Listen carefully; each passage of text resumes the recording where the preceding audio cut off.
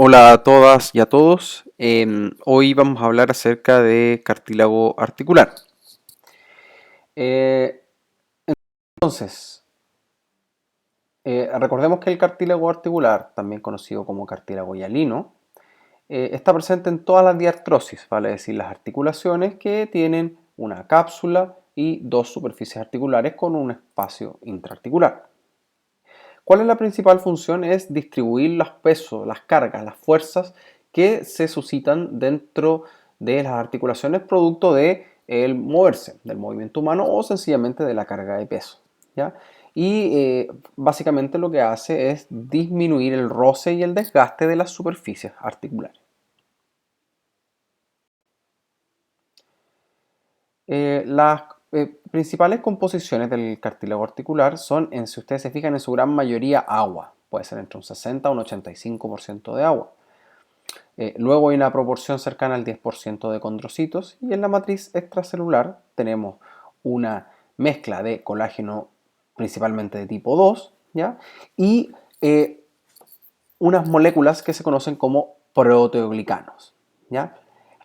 Vamos a hablar un poquito acerca de eso. Yo también posteé abajo en la descripción unos links acerca de los proteoglicanos y también de los glucoaminoglicanos, que son lo que los contienen, ¿ya?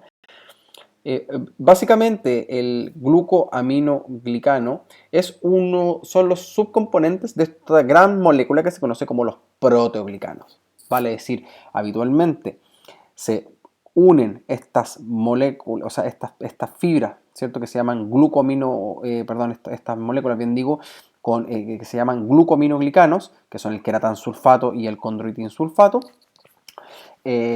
a una gran proteína que se conoce como ácido hialurónico, que sería este gran filamento hacia abajo, ¿ya? Y estas estructuras básicamente lo que hacen es formar, valga la redundancia, estructuras moleculares tensegriles que son hidrofílicas, vale decir que atraen el agua. Como es un gran componente de agua, se requiere moléculas que las atraigan, ¿ya? Y además estas moléculas forman esta especie de estructura, como va a ver un poquito más adelante, tensegril, que permite una carga adecuada de las superficies articulares. Aquí hay algo más en detalle, ¿cierto? Donde tenemos el ácido hialurónico, ¿cierto?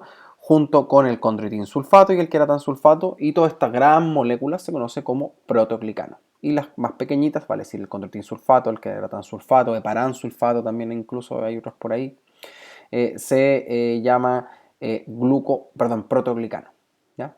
Y las pequeñitas, cada una de estas subcomponentes, queratansulfato, condroitinsulfato, como glucoaminoglicanos, ¿ok? Igual que el ácido hialurónico también, es un glucoaminoglicano. Esta gran proteína larga morada que se ve ahí. ¿Cuál es la principal función de los proteoglicanos? Es que en primer lugar ayudan a acumular el agua, ¿ya? Y también lo que hacen es entregar esta estructura resistente a la compresión durante la solicitación mecánica, ¿ya? Y ahora obviamente almacenan, como les decía, el agua, y también esta estructura se mantiene por electronegatividad, vale decir, cada uno de estos componentes tiene polaridades similares, no opuestas, sino se enredarían todas esas grandes fibras, sino que en las mismas polaridades, por lo tanto, se mantienen estables, vale decir, como muy parecido cuando uno trata de juntar dos imanes, aquí sucede lo mismo, ¿cierto? Es imposible poder juntarlas y por ende se van a mantener siempre equidistantes y se van a poder amoldar y después volver a la forma original, ¿ya? Entonces, como les decía, son capaces de formar esta red estructural de resistencia y por ende significa que soportan, transmiten las presiones mecánicas, ¿ya?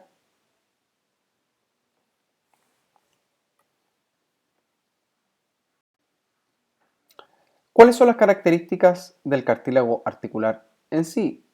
Además es que es avascular e hipocelular, eso quiere decir que no hay vasos sanguíneos que lleguen a las superficies articulares, eso principalmente por la eh, característica del mismo, que es soportar carga. Por ende, los vasos sanguíneos no están en las canillas articulares porque si no se verían dañados, ¿ya? Y por ende, al ser avascular también es alinfático, tampoco tiene vasos linfáticos. y también es hipocelular, vale decir, los condrocitos, que son su principal célula, también están en bajas cantidades comparados con otros tejidos. ¿Ya?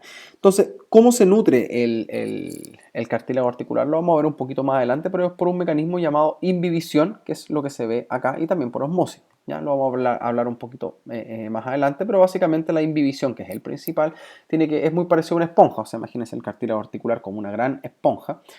No es tal, ¿cierto? Ustedes han visto un cartílago de pollo, pero se comporta muy parecido a una esponja, ¿vale? Si yo comprimo y al comprimir el agua sale, que en este caso, ¿cierto? Sale a la cavidad articular y se recambia y se nutre producto de, o utilizando mejor dicho, el líquido sinovial, que se secreta por la pared interna de la cápsula. Ya, no olvidar eso. Además, es trifásico, ¿ya? Vale decir, tiene una fase o una área sólida, una área líquida y una área iónica, ¿ya? Ya la describimos anteriormente, ¿cierto? La fase sólida son las proteínas, ¿cierto? El colágeno y además los proteoglicanos.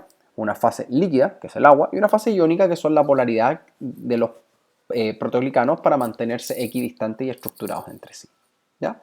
Entonces funciona muy parecido a una eh, eh, esponja, ¿ya? Mojada. ¿Ya? Vamos a hablar un poquito más acerca de eso. Pero respecto a la fase iónica que hablábamos anteriormente, aquí está un diagrama de las diferentes polaridades. ¿Ya? Vale decir, al tener la misma polaridad, el mismo signo, se mantiene estructurado y al ser presionado en un lado se compensa con una distensión o un estiramiento en el lado contrario, muy parecido a lo que era, o sea, de hecho es tensegril o tenseridad. ¿Ya? Entonces, como les decía, el cartílago articular está presurizado hasta 2 atmósferas por su contenido en proteoglicanos, ¿vale? Es decir, tiene una presión habitualmente de salir hacia afuera, ¿ya? Entonces, cuando hay una compresión o una fuerza de compresión, el fluido sale hacia la cápsula, pero retorna muy lentamente, ¿vale? Es decir, un comportamiento tixotrópico, ¿vale? Es decir, mientras más fuerte es el peso, más fuerte es la carga, más lento volverá al agua y por ende más lento retornará a su forma original. ¿Ya? Cuando hablábamos de los mecanismos de nutrición, el principal es la imbibición.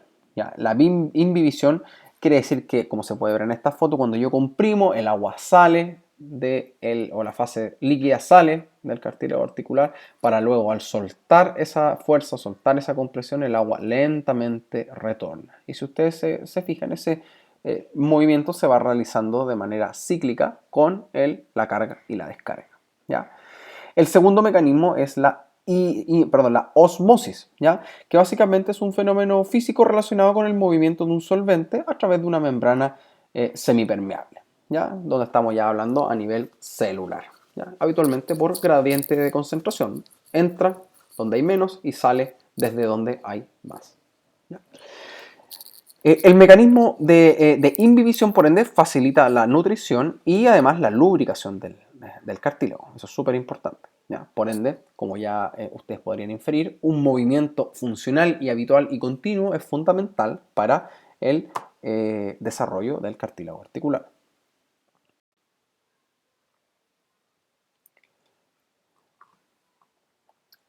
El cartílago articular también se distribuye de manera no homogénea y tiene un espesor variable, vale decir, según qué, según la edad y también según el tipo de articulación. Por ejemplo, tiende a ser más grueso donde recibe más presión, habitualmente en el centro, y menos grueso o menos espesor en la periferia, donde recibe menos peso, ¿ya? O menos carga, ¿ya?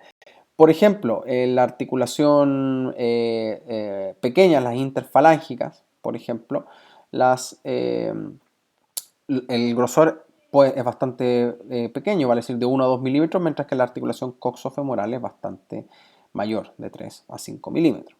¿Ya? Desde ese punto de vista, entonces, a ver si puedo volver atrás.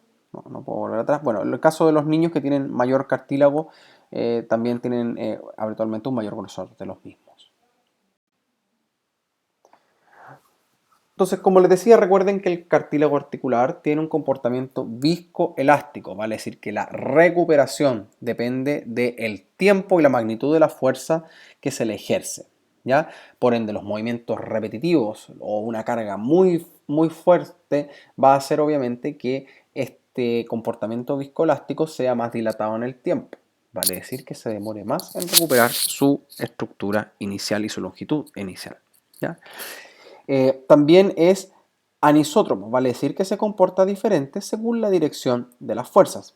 Por ejemplo, acá abajo se puede ver la estructura a nivel ya molecular o más microscópica más que molecular, perdón, microscópica del cartílago articular, donde se puede ver las fibras de colágeno y los proteoglicanos que forman verdaderos arcos góticos con una placa superior que semeja mucho a las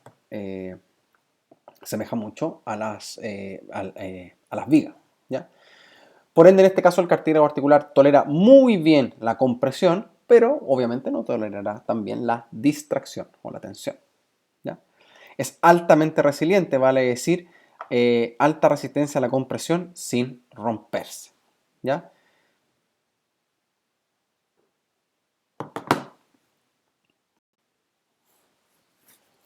Obviamente está en segril, en este caso, una estructura de pretensión que de alguna manera mezcla elementos rígidos o más rígidos y unos no tan rígidos para poder mantener en un estado de equilibrio basándose en un preestrés de las diferentes estructuras, ¿ya? De una pretensión, mejor dicho.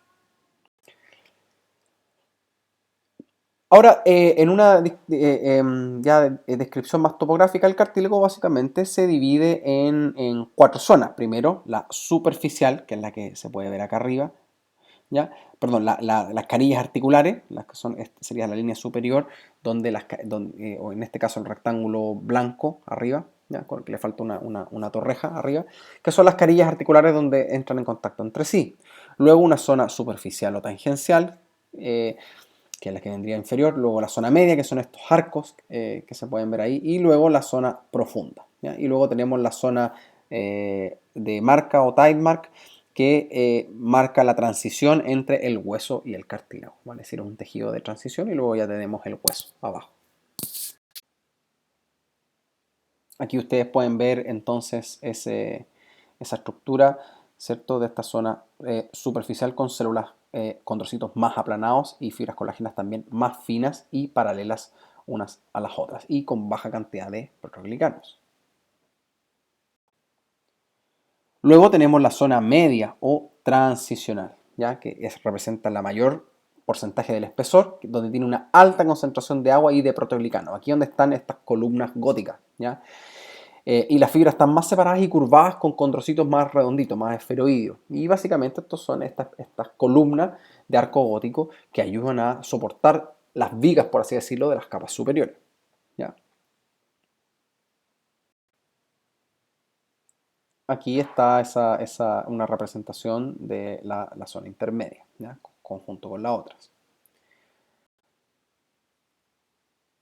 Luego tenemos la zona profunda o radial, que representa un 30% aproximadamente del espesor y que también es alta en proteoglicano, ¿ya? Con los condrocitos obviamente más redondeados y las fibras perpendiculares a la superficie. Ya podríamos decir que es la parte ya derechamente más vertical, ¿ya? La base, por así decirlo, donde están los proteoglicanos, ¿ya? Y obviamente también apoyan en el soporte de de las cargas de compresión, ¿ya? También es alta en proteoglicanos, ¿vale? Si la anterior están un poquitito menos verticales, son como las partes curvadas de los arcos y esta ya sería ya derechamente la parte más vertical. Ahí hay otra representación de lo anterior.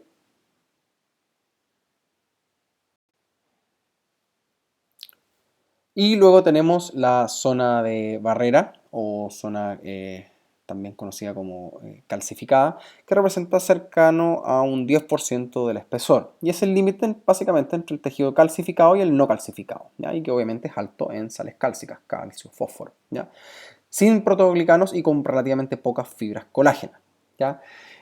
Prácticamente ausente. ¿ya? El límite superior se le llama línea de marca y el inferior se le llama borde cementante, vale decir donde ya es prácticamente hueso. Y si ustedes se fijan cuando veamos los otros contenidos, se van a dar cuenta que la mayoría de los tejidos tienen esa transición, vale decir los ligamentos, cuando ya van a insertarse al hueso, son prácticamente hueso y anterior hay un fibro hueso y así sucesivamente, es una transición gradual. Ahí hay otra representación de lo anterior. Por ende, como resumen, es importante recalcar el potencial histofisiológico del cartílago articular, ya que de qué se debe principalmente o cómo se construye dicho potencial, principalmente por la nutrición a través del líquido sinovial que difunde por la matriz extracelular, básicamente por el mecanismo de imbibición, que es como un mecanismo de bombeo, por ende se produce por el movimiento, ¿ya? A su vez, los condrocitos que están localizados en el condrón están rodeados por una malla porosa de fibras colágenas y también de proteoglicanos. Por ende, también ellos participan como esta estructura tensegril para ir movilizándose a los condrocitos, bien digo, dentro desde lo más profundo hacia lo más periférico. Por ende, la carga cíclica funcional obviamente que va a hacer que estos condrocitos se vayan generando y vayan desarrollándose a lo largo de nuestra vida, ¿ya? Y por ende se van expresando los genes de manera funcional.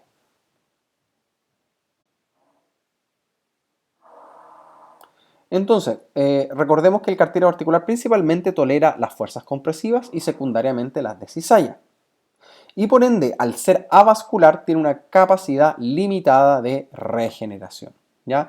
Por ejemplo, cuando hay movimientos repetitivos de alta intensidad, como por ejemplo un trote o puede ser un deportista de alto nivel, o por ejemplo una persona que trabaja de esa manera con movimientos repetitivos, o la mantención también sostenida de compresión, obviamente que va a producir un comportamiento viscoelástico, vale decir, hay una deformación rápida inicial seguida por una lenta constante dependiente del tiempo, ¿ya?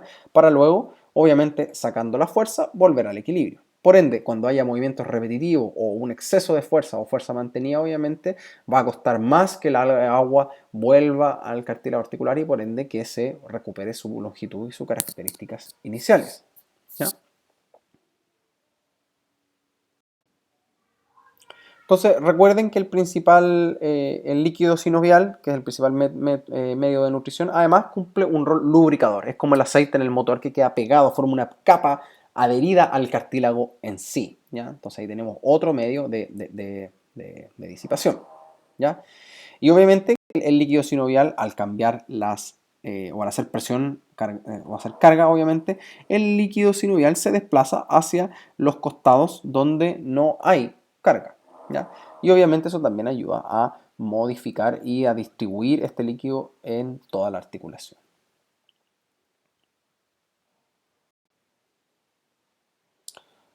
Con respecto a la curva estrés deformación, recuerden que esta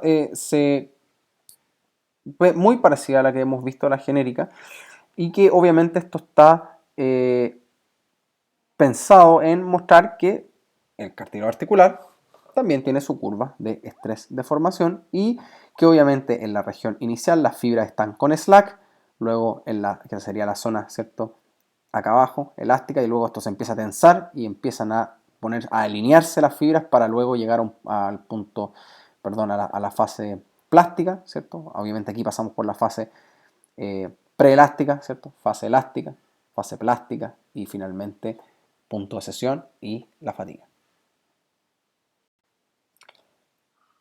Por ende, cuando hablamos de la ruptura o de la degeneración del cartílago articular, principalmente tenemos que entender que es debido a una limitada capacidad de reparación y regeneración, principalmente por ser avascular, ¿ya? Por ende, si las fuerzas son muy grandes, el fallo puede ocurrir rápidamente y está relacionado, como les decía, con los mismos mecanismos de viscoelasticidad, vale decir, si es que la fuerza es muy grande la magnitud de las fuerzas o el número total de pics también son muy frecuentes, como el movimiento repetitivo. Obviamente, también se relaciona con la estructura intrínseca y microscópica de la matriz de colágeno y protoglicano. Vale decir, cuando hay una ruptura, una mella en esta estructura tensegril, por ahí va a empezar lentamente a fallar. Muy parecido cuando tenemos una carpa, ¿cierto? Y se nos rompe un viento, o que son estas cuerdas, o se nos rompe uno o alguna de las varillas. Obviamente que de a poco la carpa, esta estructura tensegril, empieza a fallar. Por ende, la degeneración del cartílago articular, los efectos sobre los protoglicanos son habitualmente producto de una inmovilización articular y también de la disminución de la carga por la edad, pero también por un exceso de fuerza o de movimientos repetitivos a lo largo de nuestra vida, ¿ya? Por ende, ya vimos que el movimiento funcional cíclico es vital y fundamental para la salud del cartílago articular. Si no, obviamente van a haber cambios en cualquiera de estos escenarios, un exceso de movimiento o una falta de movimiento. Obviamente que va a haber cambios en la matriz extracelular, donde va a disminuir el ácido hialurónico, ¿cierto? Proteoglicano, y un aumento obviamente en la presión desequilibrada en el cartílago, lo cual obviamente va a ser un círculo vicioso donde el tamaño de los proteoglicanos va a ser cada vez menor y obviamente también va a haber una disminución del condroitin sulfato y aumenta el queratán sulfato haciendo esta matriz más rígida, ¿ya? Menos tensegril. Aquí hay una representación de lo que les decía, una estructura tensegril está equilibrada, vale decir, si yo saco cualquiera, por ejemplo en la figura A, si saco o rompo cualquiera de esos palitos, esta carpa o este gran domo va a ser desequilibrado y no va a poder resistir las fuerzas de manera sistemática en el tiempo, por ende ahí vamos a empezar a producir un fallo que luego va a empezar a erosionar el resto del cartílago. Y se produce lo que se conoce como artrosis u osteoartritis, que es la degeneración del cartílago articular, ¿ya? Que es por este daño acumulado y obviamente que la inhibición, que es lo que va haciendo que los proteoglicanos se salgan de la matriz y hay una aplicación repetitiva, obviamente, o una fuerza mantenida de tiempo cuando yo camino, cuando me muevo, y obviamente el daño se va haciendo mayor y el cartílago después en etapas avanzadas puede incluso llegar a desaparecer, como se puede ver en ese diagrama computacional, y a frotarse hueso con hueso. Aquí está básicamente la lógica que yo les decía, o sea, hay una degeneración en esta estructura tensegril que lentamente empieza a carcomer hasta llegar prácticamente al hueso. Entonces, algunas implicancias kinésicas tienen que ver, por ejemplo, con que hay ciertas cirugías que permiten o facilitan esta degeneración. Por ejemplo, los meniscos de la rodilla están ahí para aumentar la congruencia y disminuir el impacto de la articulación tibio-femoral. Por ende, las personas que son sometidas a estos procesos habitualmente tienden a tener una artrosis o una osteoartritis precoz en la rodilla. Radiográficamente o radiológicamente, mejor dicho, ustedes van a encontrar varios signos de la artrosis, como se puede ver principalmente una disminución del espacio articular, acá marcado con rojo, con estos elipses rojos, una esclerosis subcondral, vale decir, se pone más blanco, ¿ya? Más radioopaco, el sector donde hay mayor erosión, y empieza a haber una aparición de pequeños cachos llamados osteofitos, ¿ya? Que son una reacción exostósica que se produce al cargar en exceso el hueso subcondral, ¿vale? Es el que está debajo del cartílago. E incluso en algunos casos ya más avanzados, donde este roce de hueso con hueso ya es demasiado extremo, las articulaciones tienden a quedarse fusionadas o anquilosadas, ¿ya? Quedan pegadas, anquilosadas. Entonces, ¿cuáles son las implicancias kinésicas de esto? Es que la salud del cartílago articular tiene varios factores de riesgo, como un alto movimiento repetitivo sin posibilidad de poder recuperarse, una mantención constante, sobre todo de carga excesiva, una mayor edad. Obviamente, ustedes van a encontrar que la mayoría de las personas mayores tienen problemas relacionados al cartílago articular. El síndrome de inmovilidad o dismovilidad. Inmovilidad es alguien completamente postrado que no se mueve, y dismovilidad es alguna dificultad que puede ser definitiva o, mejor dicho, permanente o transitoria. Por ejemplo, fracturarse el antebrazo, la muñeca, y estar con un yeso. Ahí habría una dismovilidad transitoria, ¿ya? Y obviamente ciertas cirugías, como hablábamos anteriormente, acerca de la extracción de menisco, también pueden producir o comprometer el cartílago articular y su longevidad. Bien, espero que les haya gustado esta clase. Recuerden conectarse para las sesiones de dudas y si no, también estas van a ser grabadas. Saludos a todas y a todas, que estén muy bien.